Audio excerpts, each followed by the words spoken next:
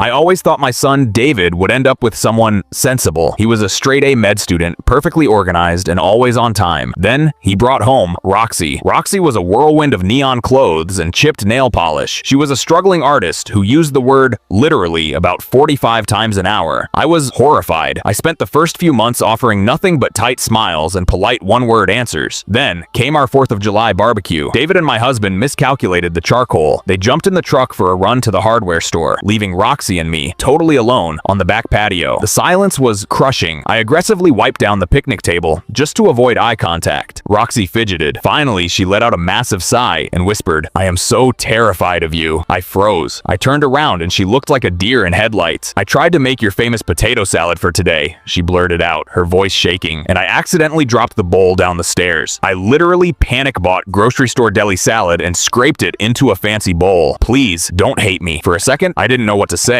but then a laugh escaped my lips. "Roxy," I said, wiping a tear from my eye. "When I first met David's grandmother, I tried to bake her a pie and forgot the sugar. She chewed on a mouthful of salty, bitter apples for 5 straight minutes, just to be polite." Roxy burst out laughing. It was a loud, snorting laugh, and I loved it. She pulled a stash of cheap gas station candy from her purse, and we sat on the porch steps, eating gummy worms and trading embarrassing stories for the next 2 hours. When the boys returned, we were crying from laughing so hard. I still don't completely understand her, but that afternoon, she became family.